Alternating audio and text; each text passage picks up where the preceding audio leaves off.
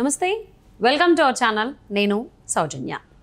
పులివెందులలో Jaganmohan Reddy nomination వేసిన తర్వాత ఆయన భార్య భారతి ప్రచారంలోకి రాబోతున్నారు. ప్రచారం ఒకవేళ స్టార్ట్ చేసినట్లయితే అది జగన్మోహన్ రెడ్డికి మెజారిటీ తగ్గించేటువంటి విధంగా జరిగేటువంటి అవకాశం ఉంది అని చర్చ జరుగుతోంది.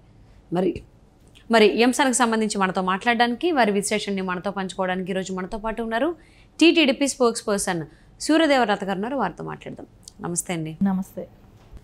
పులివెందుల్లో జగన్మోహన్ రెడ్డి నామినేషన్ వేసిన తర్వాత ఆయన భార్య భారతి ప్రచారంలోకి రాబోతున్నారు, స్టార్ట్ చేస్తారు అని అంటున్నారు.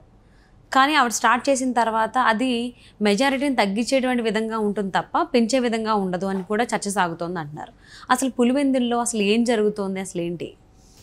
పులివెందులకి రేపు జగన్మోహన్ రెడ్డి వెళ్తున్నట్టు, అక్కడ రేపు వెళ్ళి ఆయన నామినేషన్ వేస్తున్నట్టు, దాని తర్వాత నుంచి భారతిరెడ్డి గారు ప్రచారం చేస్తున్నట్టయితే జరుగుతుంది. చర్చించుకోవటం జరుగుతుంది. సో ఇవి చూస్తే జగన్మోహన్ రెడ్డికి పులివెందులలో ఆయన నామినేషన్ వేస్తూ కూడా దస్తగిరి కూడా వేస్తున్నాడు. రేపే దస్తగిరి కూడా రేపు నామినేషన్ వేస్తున్నాడు. వేస్తూ నాకు భద్రత లేదు, నాకు భద్రత కల్పించాలి, నాకు జగన్మోహన్ రెడ్డి నుంచే ఎవరి నుంచైనా నాకు థ్రెట్ ఉంది అనేది అయితే ఆయన చెప్తున్నాడు. ఆయనకి ఇదివరకు 4+4 ఉండేది, ఇప్పుడు 10+10 చేశారు భద్రత. ఇవన్నీ చూస్తూ ఉంటే రేపు పులివెందులలో జగన్మోహన్ రెడ్డి నామినేషన్ వేసిన తర్వాత బహిరంగ సభ కూడా పెట్టే అవకాశం ఉంది.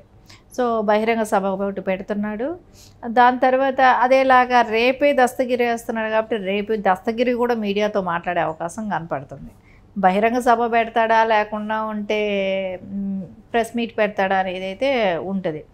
సో ఇవన్నీ చూస్తూ ఉంటే అక్కడంతా తిరిగి చర్చించుకోవాల్సి వస్తే ఎట్లా చర్చించుకోవాలి? వివేకానంద గారి హత్యే, ఇంకా ఆ జిల్లా మొత్తం ఎలక్షన్ క్యాంపెయినే కానివ్వండి, ఆ జిల్లా గురించి చర్చించుకోవటమే కానివ్వండి, ఒక రాజశేఖర్ రెడ్డి గారు, వివేకానంద రెడ్డి గారు మాట లేకుండా పులివెందలే కానివ్వండి, కడపే కానివ్వండి, ఎలక్షన్స్ అనేది జరగదు కదా. కంపల్సరీ వాళ్ళ గురించి చర్చించుకునే అవకాశం ఉంటుంది. సో అందుకని ఇప్పుడు మనం చూస్తుంటే రేపు షర్మిల గారి ఆల్రెడీ సునీత గారు డోర్ టు డోర్ తిరుగుతున్నారు పులివెందల. సో అక్కడ డెఫినెట్గా ఎంతో అంత చర్చ అయితే వస్తుంది. తండ్రిని చంపిన హంతకులకి సపోర్ట్ చేస్తున్నారు అనేది అయితే ఖచ్చితంగా అక్కడ చర్చ వస్తుంది. కాబట్టి దాన్ని బట్టి మనకు అనిపిస్తుంది జగన్మోహన్ రెడ్డి ఈ రేపు అక్కడ వెళ్ళిన పులివెందుల్లో ప్రజలతో ఎలాంటి రేపు బహిరంగ సభలో ఏం చెప్తాడు, ఏం మాట్లాడతాడు, ఇవన్నీ చూస్తుంటే ఆశ్చర్యంగానే ఉంటుంది. ఎందుకంటే మొన్న వెళ్ళి పొద్దుటూరు సభలో పెట్టినప్పుడు ఏం చెప్పాడు, కడప ప్రజలకు తెలుసు మా బాబాయ్ ఎలా చనిపోయారని, చిన్నాన్న ఎలా చచ్చిపోయాడనేది, అలాగే చిన్నాన్నకు తెలుసు, దేవుడికి తెలుసు అని చెప్పాడు. సేపు రేపు పులివెందుల కూడా అదే చెప్తారా? పులివెందుల ప్రజలకు తెలుసు అని చెప్తాడా? సో ఇవన్నీ రేపు పొద్దున పులివెందుల ప్రజలతో ఏం మాట్లాడతాడు, బహిరంగ సభలో ఎలాంటిది చేస్తాడు? సో ఇప్పుడు అక్కడ దస్తగిరి పోటీ చేస్తున్నాడు, కాంగ్రెస్ లీడర్లు వాళ్ళు కాంగ్రెస్ తరపున క్యాండిడేట్ నిలబడుతున్నారు, ఇంకొకటి తెలుగుదేశం అభ్యర్థి అయిన బీటెక్ రవి నిలబడుతున్నాడు. సో ఆల్రెడీ బీటెక్ రవి ప్రచారం స్టార్ట్ చేసేసాడు, డోర్ టు డోర్ కూడా వెళ్ళటం కూడా స్టార్ట్ అయిపోయింది, అతను స్టార్ట్ చేశాడు. Sunitha already door to door తిరుగుతున్నారు, ఇంకా దస్తగిరి వెళ్తున్నాడు. సో ఇవన్నీ కాంపిటీషన్స్లో చూస్తే ఇప్పుడు ఎవరు ఓట్ బ్యాంక్ ఏది చీలుతుంది అని అనుకున్నప్పుడు ఖచ్చితంగా జగన్మోహన్ రెడ్డి ఓట్ బ్యాంకే చీలుతుంది ఇక్కడ. ఓకే, ఒకటి కాంగ్రెస్కు పడ్డా, ఇంకోటి దస్తగిరి చీల్చిన, వాళ్ళిద్దరూ చీల్చేది వచ్చి ఖచ్చితంగా జగన్మోహన్ రెడ్డి ఓట్ బ్యాంకే. టీడీపీది ఏదైతే మొదటి నుంచి ఉన్న ఎంత పర్సంటేజ్ ఉన్నా అది ఆ ఓట్ బ్యాంక్ అతను టీడీపీకి అలాగే ఉంటుంది. కొంచెం తటస్థంగా ఉండేవాళ్ళు అలాంటి ఓట్ బ్యాంకు పెరిగే అవకాశం ఉంటుంది. కాబట్టి టీడీపీకి బీటెక్ రవికి కొంచెం ఈసారి నేను అనుకుంటున్నాను గెలిచే అవకాశాలు స్పష్టంగా కనపడుతున్నాయి ఇక్కడ. సో ఇక్కడ జగన్మోహన్ రెడ్డి వైఫల్యాలు కూడా బాగా కనపడుతున్నాయి.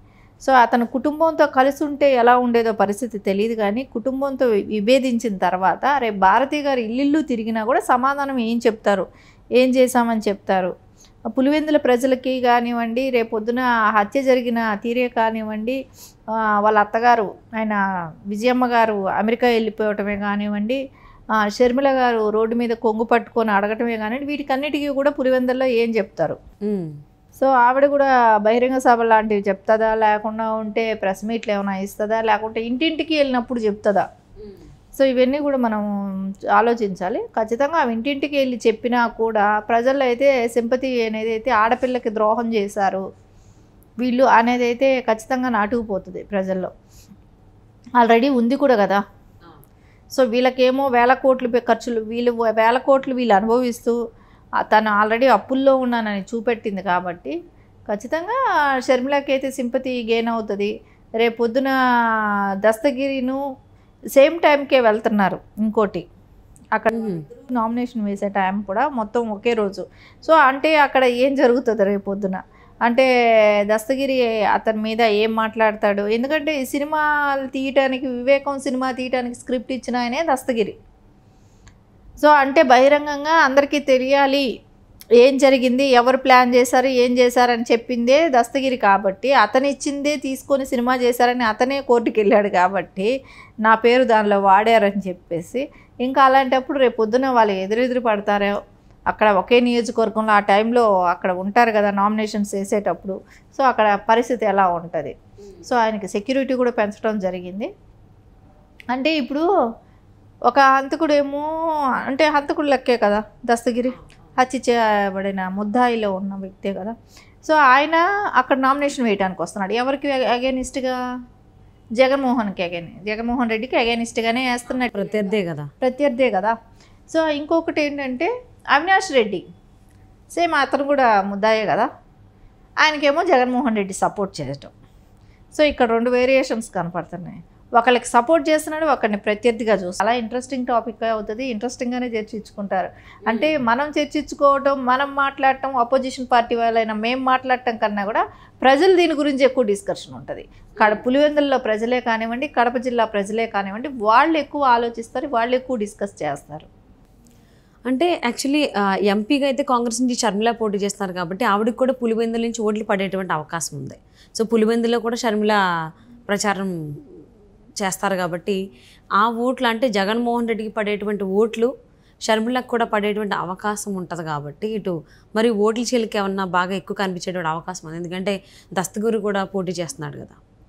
అంటే ఆల్మోస్ట్ జగన్మోహన్ రెడ్డికి మెజారిటీ అనేది తగ్గిపోతుంది అనేటువంటి ఒక వాదన ఉంది. దాన్ని మీరు ఏకీభవిస్తారా, ఏమంటారు? జగన్మోహన్ రెడ్డికి ఖచ్చితంగా ఏదైతే జగన్మోహన్ రెడ్డి ఓట్ బ్యాంక్ ఉందో అది తగ్గిపోయే అవకాశం అయితే ఖచ్చితంగా ఉంటుంది. ఎందుకంటే ఆ దస్తగిరి చీలుస్తున్నాడు, కాంగ్రెస్ అభ్యర్థి అయిన వాళ్ళు చీల్స్తున్నారు. ఇవన్నీ చూసినప్పుడు ఖచ్చితంగా అతని ఓట్ బ్యాంక్ అయితే చీలుతుంది. దీనన్నిటికీ ప్లస్ ఎవరికి అవుతుంది అనిపిస్తే తెలుగుదేశంకి ప్లస్ అవుతుంది. ఎందుకంటే అతను పట్టు విడవని విక్రమార్కుల్లాగా ప్రతి ఇయర్ ట్రై చేస్తూనే ఉన్నాడు బీటెక్ రెడీ. సరే ఆయన అలాంటి ప్లేస్లో వాళ్ళు ఏకగ్రీవంగా ఎన్నికయ్యే అట్లాంటి ప్లేసుల్లో ఇతను ప్రయత్నిస్తూనే ఉన్నాడని ఒక సింపతి రావచ్చు. రేపు పొద్దున ఓట్లు డైవర్షనే కానివ్వండి, కొంతమంది తటస్థంగా, నేను చెప్పాను కదా ఇంతకుముందు, తటస్థంగా ఉన్న ఓట్ బ్యాంకే కూడా బీటెక్ రవి గారికి రావచ్చు. ఖచ్చితంగా తెలుగుదేశం వచ్చే అవకాశం కూడా కనపడుతుంది. ఎందుకంటే అందరినీ వైనాట్ కుప్పం అన్నాడు, వైనాట్ పులివెందులను చూసుకోవాలి కదా ఇప్పుడు ఆయన. అందుకే కదా ఎంత భయం లేకపోతే ఆయన భార్య భారతిరెడ్డి వచ్చి ప్రచారానికి వస్తానంటుంది అనేది ఆలోచించాలి ఇక్కడ. సో వాళ్ళు పక్కగా భయం కూడా వేసింది, ఎలాగైనా గెలవాలి అనే ఒక ఉద్దేశంతోనే ఆవిడెళ్ళి ఇప్పుడు డోర్ టు డోర్ తిరగటానికి కూడా తయారైపోయారు. తిరిగి ఓట్ బ్యాంక్ కోసం తిరుగుతుంది. సరే కానీ ప్రజల్లో మటుకు ఎంతవరకు? పులివెందులో అయితే జగన్మోహన్ రెడ్డికి మెజారిటీ తగ్గేటువంటి అవకాశాలు ఎక్కువగా ఉన్నాయన్నట్టుగా మనకి వార్తలు వినిపిస్తున్నాయి.